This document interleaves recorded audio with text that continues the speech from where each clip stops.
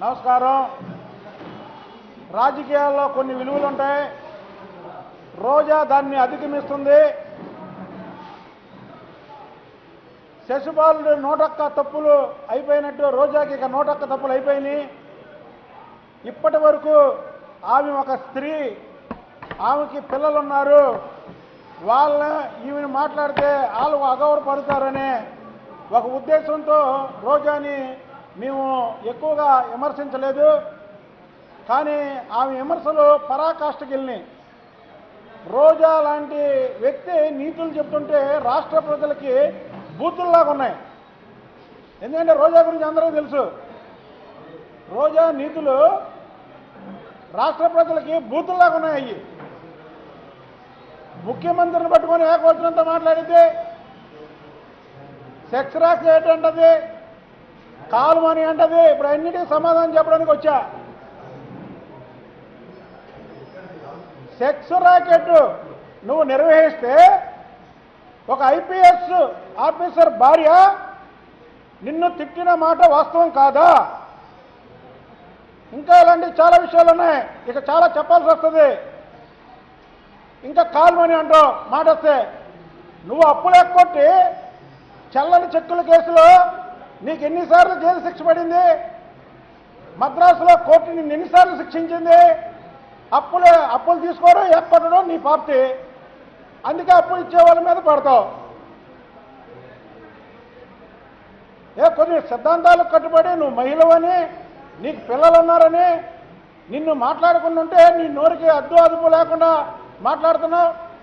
మీ శాసనసభ్యులు చాలామంది చాలా గౌరవంగా మాట్లాడతారు. మరి నీకు ఆ గౌరవం లేదే? అసలు నువ్వు నీతులు చెప్తుంటే ఒక నెక్కుతాయా? నీ నీతులు బూతులు.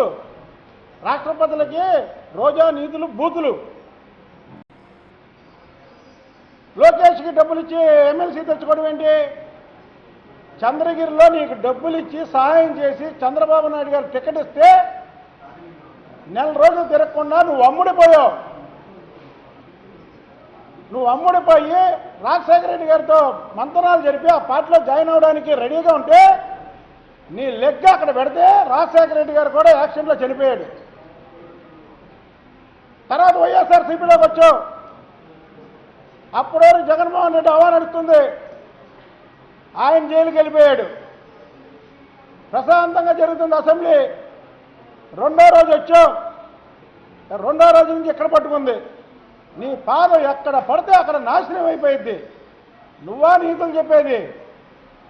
కాబట్టి నువ్వు జాగ్రత్తగా మాట్లాడటం నేర్చుకో. రాజకీయాల్లో మేము కూడా దోషంగా దిగాలంటే దిగ్గలం.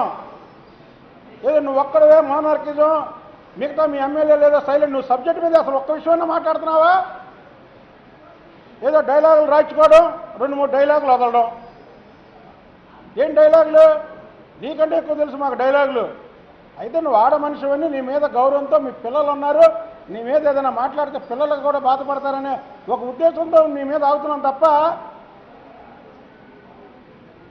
దీన్ని నువ్వు ఆసరాగా తీసుకొని నీ ఇష్టం వచ్చినట్టు మాట్లాడి నువ్వు చల్లని చెక్కుల కేసులో ఎన్నిసార్లు జైలుకి వెళ్ళావు? ఎన్నిసార్లు కోర్టు మెట్లు ఎక్కావు? చెప్పు. డబ్బులు ఎంతమందికి ఎక్కొట్టావు? ఇదేం జబర్దస్తి అనుకున్నావా? అసెంబ్లీ జబర్దస్తిలోలాగా మాట్లాడుతున్నావు నువ్వు.